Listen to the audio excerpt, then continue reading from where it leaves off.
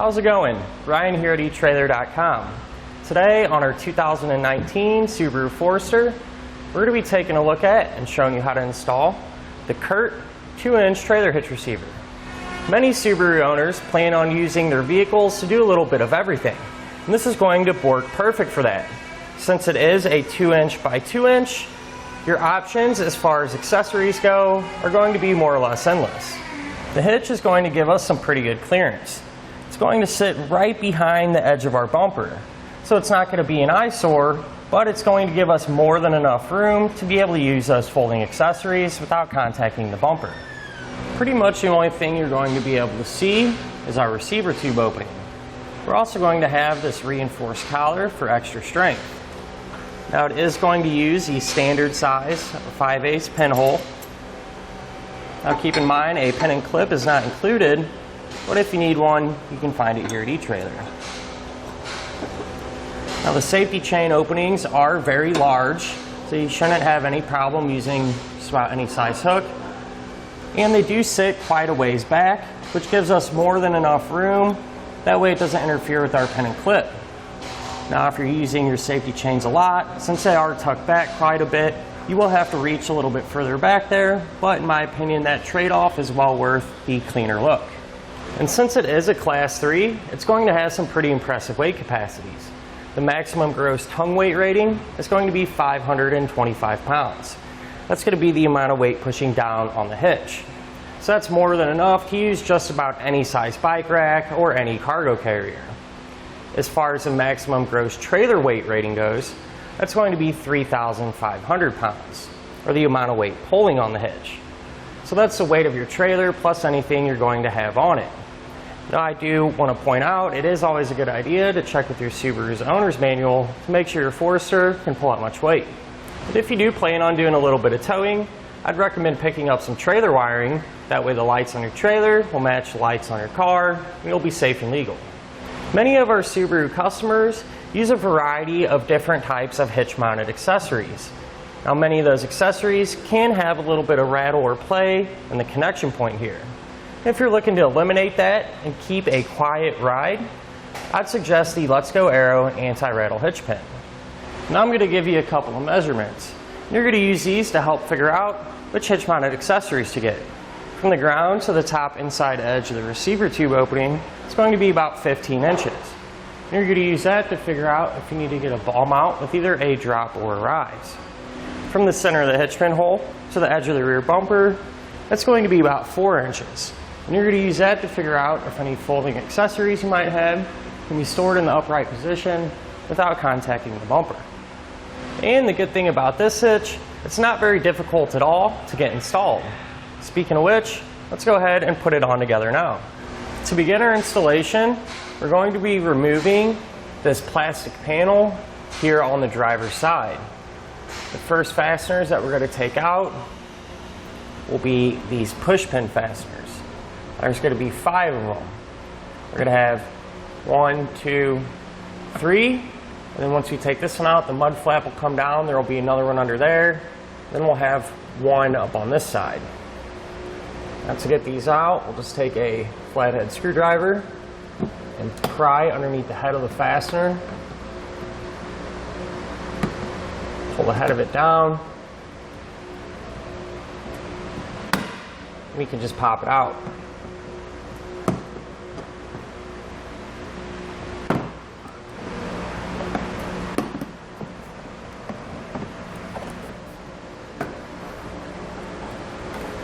And then we're just going to have 2 more bolts.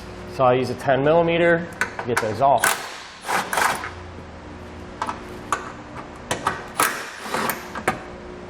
I actually found one more fastener here in the wheel well we'll need to take out.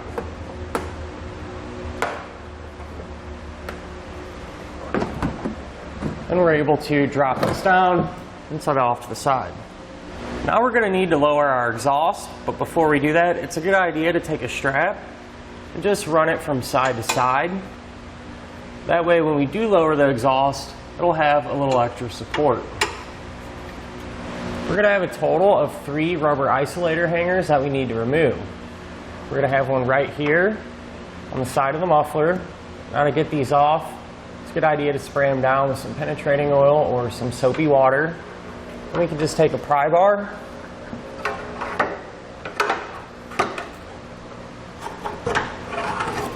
and work off the isolator from the metal hanger. We're going to have another one here on the passenger side towards the back of the muffler. You can do that same technique to get it removed.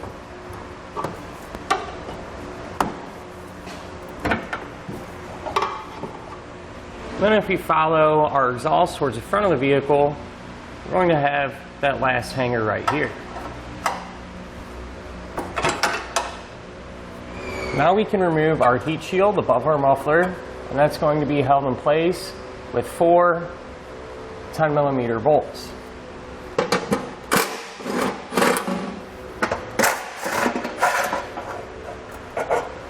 We can just drop it down and set it off to the side.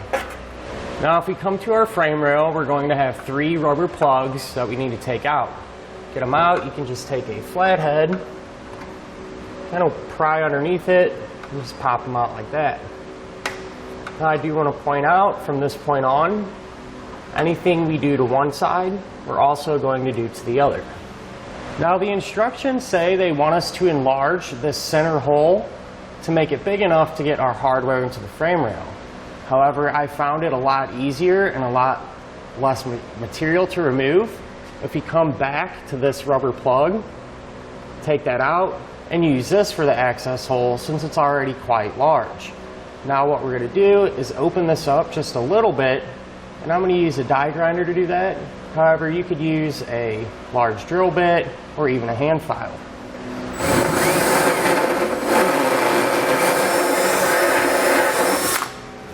And we just need to make it large enough to be able to easily fit our spacer block through, as well as our bolt.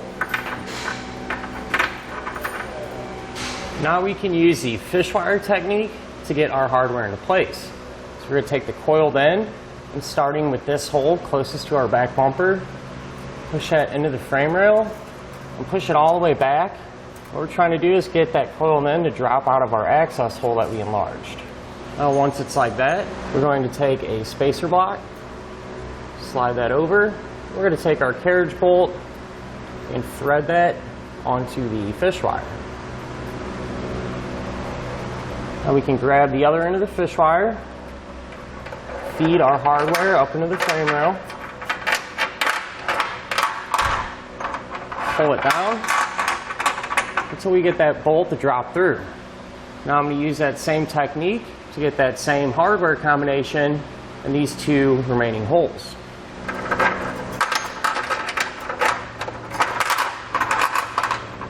With all of our hardware in place, since we won't be using our access hole anymore, what I like to do is just take some clear spray paint to help cover up that bare metal.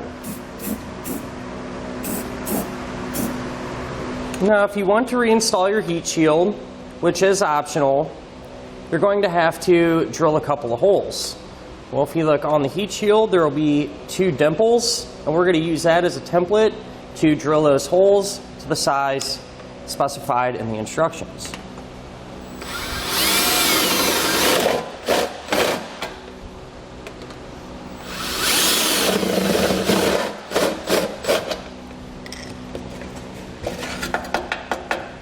So now we'll take our heat shield and reinstall it.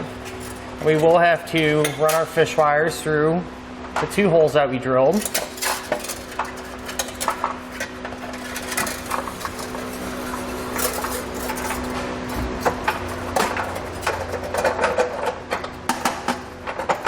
We're able to push it into place.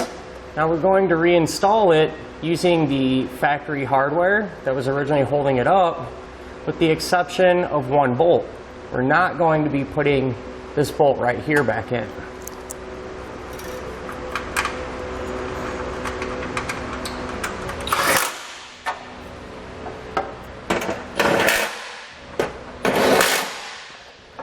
Now with an extra set of hands, we can put our hitch into place. We'll go over your muffler. You're going to want to run our fish wires through the corresponding holes in the hitch. We can lift it up against the frame, make sure all our hardware drops out. Then we can go ahead and remove the pull wires and secure it using a flange nut. Now you want to get one started on each side. That way the hitch will support itself while we work on the rest of the hardware.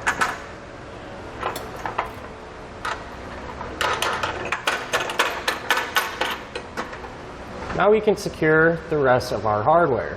Now if you're having a hard time getting the nut started because the bolt wants to push up into the frame, what you can do is take a flathead screwdriver and just apply a little bit of side pressure, and that'll hold it steady so you can easily get the nut started. With all of our hardware in place and hand tight, now we can snug it all down.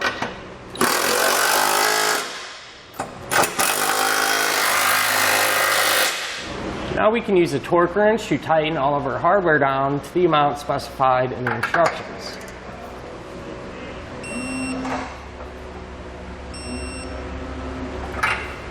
Now we're able to raise our exhaust back into position, so we can just lift it up, and we're going to work those isolators back on by hand.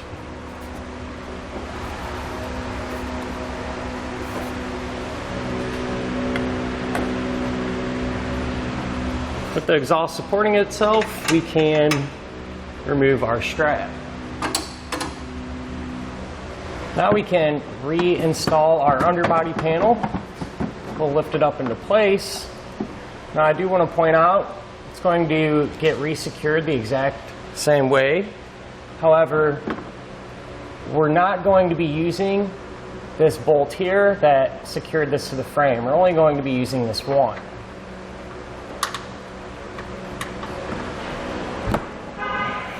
And that'll finish up our look at and our installation of the CURT 2-inch trailer hitch receiver on our 2019 Subaru Forester.